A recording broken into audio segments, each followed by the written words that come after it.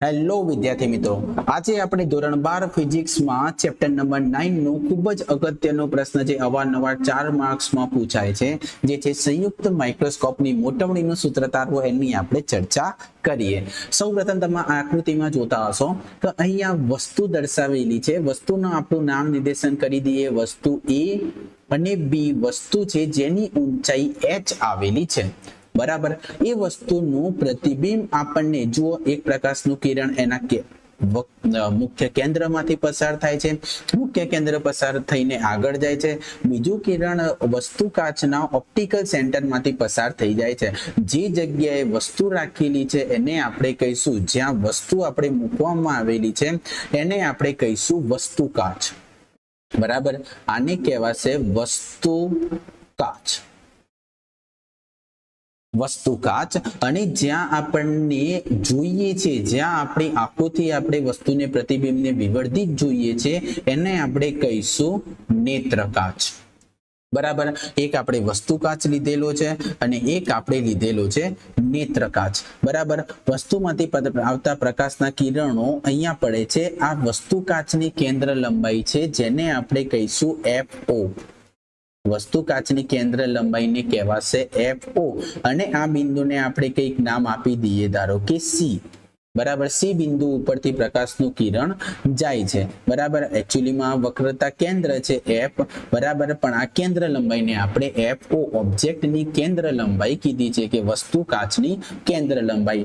અને આ કેન્દ્ર લંબાઈ છે મારા નેત્ર કાચની કેન્દ્ર લંબાઈ, જેને FE વડે દર્શાવીએ છીએ, કારણ કે આઈપીસની કેન્દ્ર લંબાઈ કહીએ છીએ। અને આ છે એનું ઓપ્ટિકલ સેન્ટર, બરાબર। અહીંયા સૌથી પહેલા જુઓ કે પ્રતિબિંબ રચાય છે। પ્રતિબિંબ એના ધ્રુવ અને કેન્દ્રની વચ્ચે રચાય છે, ધ્રુવ અને મુખ્ય કેન્દ્રની વચ્ચે પ્રતિબિંબ રચાય છે, એટલે પ્રતિબિંબ આપણને કેવું મળવાનું?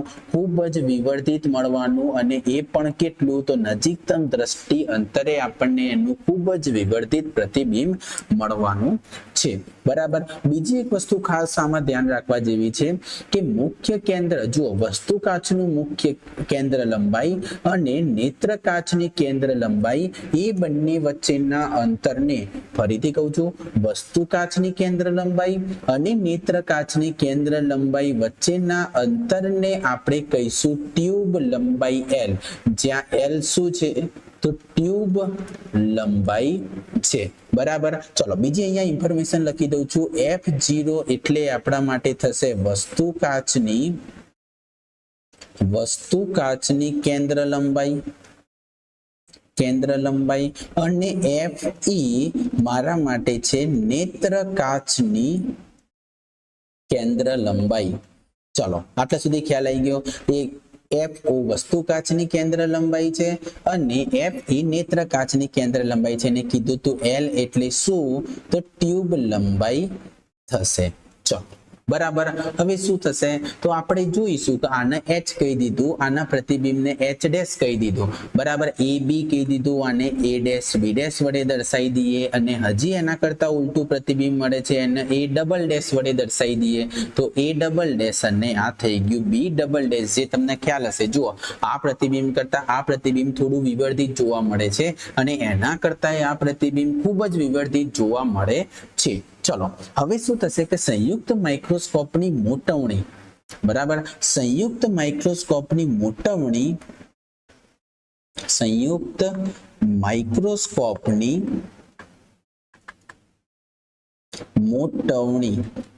સૂત્ર શું થશે મોટવણીનું? M બરાબર M0 ગુણ્યા ME, મતલબ શું? MO એટલે ઓબ્જેક્ટની કેન્દ્ર લંબાઈ, અને ME એટલે આઈપીસની, સોરી, M0 એટલે ઓબ્જેક્ટની મોટવણી, અને ME એટલે આઈપીસની મોટવણી, એ બંનેના મોટવણીના ગુણાકારથી આપણને મળશે સંયુક્ત માઇક્રોસ્કોપની કુલ મોટવણી। ચલો હવે આપણે જોઈશું એમાં કે ઓબ્જેક્ટ લેન્સની કેન્દ્ર લંબાઈ કેટલી છે, અને એના પછી આપણે જોઈશું આઈપીસ લેન્સની કેન્દ્ર લંબાઈ કેટલી છે। બંનેના સૂત્રને આપણે આ સમીકરણમાં મૂકી દઈશું એટલે આપણને એનો આન્સર મળી જશે। ચલો સૌથી પહેલા વસ્તુ કાચની મોટવણી વસ્તુ કાચની મોટવણી કેટલી થશે? તો મોટવણીનું સૂત્ર m બરાબર, આપણને સામાન્ય સૂત્ર ખ્યાલ હશે, m બરાબર h ડેશ અપોન h, જ્યાં h ડેશ શું છે? તો h ડેશ એ પ્રતિબિંબની ઊંચાઈ છે, પ્રતિબિંબની ઊંચાઈ, અને h મારા માટે છે વસ્તુ ઊંચાઈ. h ડેશ છે પ્રતિબિંબની ઊંચાઈ અને h વસ્તુ ઊંચાઈ છે. હવે આટલાથી આપણું કામ ચાલી શકવાનું નથી, આપણે હજી એને આગળ સાદુરૂપ આપવું પડશે. કેવી રીતે? જુઓ, અહીંયા સૌથી પહેલા હું લઈ લઉં છું. જુઓ, તમે આ દેખાતો હશે, આ એક ખૂણો અને આ ખૂણો બંને એકબીજાના અભિકોણ રચાય છે, એટલે જો હું આ ખૂણાને આલ્ફા કહી દઉં તો શું આ ખૂણાને પણ હું આલ્ફા કહી શકું? રાઈટ. બીજી વસ્તુ જુઓ, આ તમે ત્રિકોણ જુઓ, જ્યાં પેન ફરે છે એ ત્રિકોણ જુઓ, કાટકોણ ત્રિકોણ રચાય છે, કાટકોણ ત્રિકોણ રચાય છે એમાં, બરાબર. ચલો, કાટકોણ ત્રિકોણ રચાતો હોય તો હું અહીંયા tan આલ્ફાનું સૂત્ર વાપરી શકું છું કે tan આલ્ફા બરાબર કેટલું થશે? સામેની બાજુ જુઓ, સામેની બાજુ એટલે આ બાજુ થઈ, જુઓ આ જ્યાં પેન ફરે છે એ બાજુ મારી કેવી બાજુ થઈ? સામેની બાજુ થઈ. એ સામેની બાજુ કેટલી છે? જુઓ આ h જેટલી જ છે, બરાબર. તો સામેની બાજુ એને હું એ બી કહી શકું, સામેની બાજુ એ બી, કારણ કે એ ઊંચાઈ એ બી જેટલી જ છે, ભાગ્યા પાસેની બાજુ એટલે ઓસી. જુઓ આ પેન ફરે છે ત્યાં જુઓ ઓસી, મારી પાસેની બાજુ થશે ઓસી, બરાબર. ચલો, એ બી એટલે વસ્તુ ઊંચાઈ h ભાગ્યા ઓસી, ઓસી એટલે એની કેન્દ્ર લંબાઈ થઈ ગઈ, એટલે વસ્તુ કાચની કેન્દ્ર લંબાઈને આપણે FO થી કહેતા હતા. હવે સાદુરૂપ આપીને મારે h ન કરતા બનાવવાના છે, તો h બરાબર f0 ના ગુણાકારમાં લઈ જાઓ તો લખી શકાશે f0 tan આલ્ફા. ચલો, અહીંયા સુધી ક્લિયર? મને h મળી ગયું f0 tan આલ્ફા. તો સીધી વસ્તુ છે કે મેં એક વસ્તુ શોધી કાઢી, h શોધી કાઢ્યો, તો મારે h ડેશ પણ શોધવું પડશે. તો h ડેશ શોધવા માટે હું કોઈ આ ત્રિકોણ નીચેનું ધ્યાનમાં રાખીશ. જુઓ, આ ત્રિકોણને ધ્યાનમાં રાખીશ તો આ ત્રિકોણ ઉપરથી મને h ડેશ મળી જશે. ચલો, ફરીથી tan આલ્ફાનું જ સૂત્ર લગાવવાનું છે. તો tan આલ્ફા, કારણ કે ખૂણો તો બંને સરખા જ છે, એકબીજાના અભિકોણ છે, tan આલ્ફા બરાબર a ડેશ b ડેશ ભાગ્યા a ડેશ b ડેશ ભાગ્યા આ અંતર કેટલું થશે? તો b ડેશ ઇન્ટુ c, બરાબર કેટલું થશે? b ડેશ c જેટલું અંતર થશે. એ બી એટલે મારા માટે હતું પ્રતિબિંબની ઊંચાઈ h ડેશ અને b ડેશ c. હવે જુઓ, b ડેશ c વસ્તુ કેટલી છે? તો આ ટ્યુબ લંબાઈ l અને એના ઉપર આ આટલું અંતર છે. એકચ્યુઅલીમાં પ્રેક્ટિકલી જોવા જાઓ તો આ અંતર ખૂબ જ નાનું હોવાને કારણે આપણે b dash c near equal to એટલે કે કેટલું લઈ લઈએ છીએ? l જ લઈ લઈએ છીએ. ખ્યાલ આવી ગયો? આ એક્ઝેક્ટ l જેટલું અંતર નથી, પરંતુ l માં ખૂબ જ થોડું જ વધારે હોવાને કારણે આપણે આ અંતર નિયર ઇક્વલ ટુ l લઈ લઈએ છીએ, બરાબર. ચલો, હવે શું થશે? હવે h ડેશ ન કરતા બનાવીશું તો મને મળશે l ઇન્ટુ tan આલ્ફા, બરાબર. h dash is equal to મળી ગયું l ઇન્ટુ tan આલ્ફા. સમીકરણ 3, સમીકરણ 2 અને 3 પરથી, સમીકરણ 2 અને 3 પરથી એની કિંમત આ મોટવણીના સૂત્રમાં મારે મૂકવાની છે. તો સમીકરણ 2 અને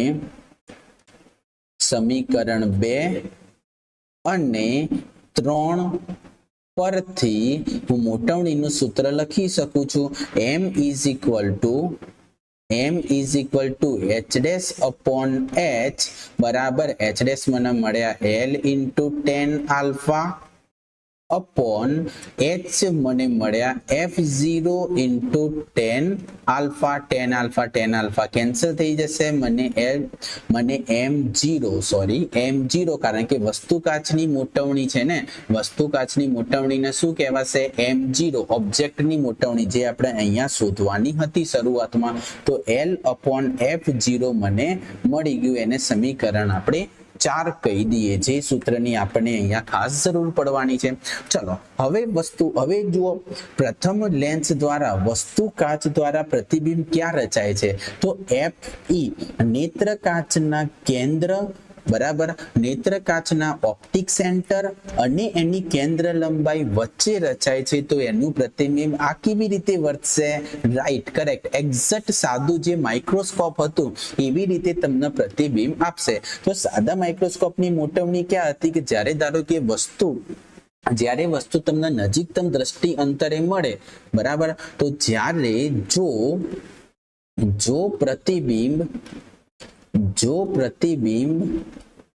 નજીકતમ દ્રષ્ટિ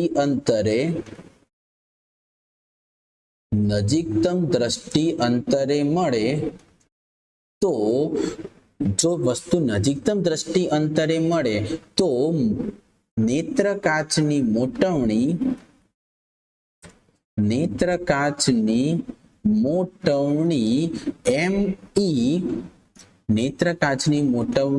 ME નજીકતમ દ્રષ્ટિ અંતરની શરત શું હતી? 1+D/FE. યાદ આવ્યું છોકરાઓ? શું થશે? 1+D/FE. પણ ક્યારે? તો જ્યારે પ્રતિબિંબ નજીકતમ દ્રષ્ટિ અંતરે મળશે ત્યારે, બરાબર. તો આને સમીકરણ 5 કહી દઈએ. તો સંયુક્ત માઇક્રોસ્કોપની મોટવણી, બરાબર, મળી ગયું આપણને સૂત્ર. તો હવે સંયુક્ત માઇક્રોસ્કોપની મોટવણી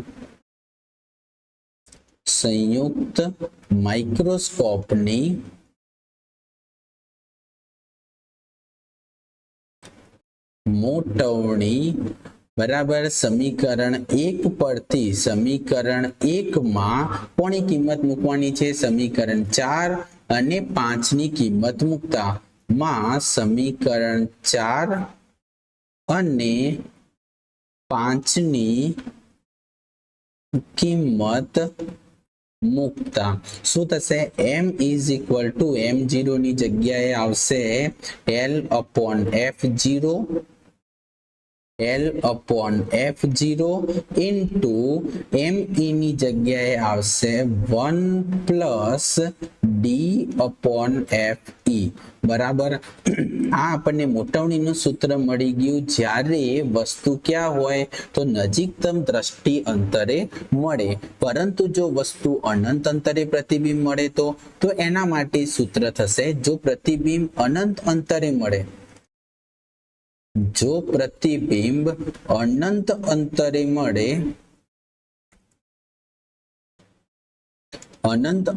મળે તો એની મોટવણીનું સૂત્ર થશે માત્ર D/FE. જો એને સૂત્રમાં મૂકીએ તો M થશે L/F0 ઇન્ટુ D/FE.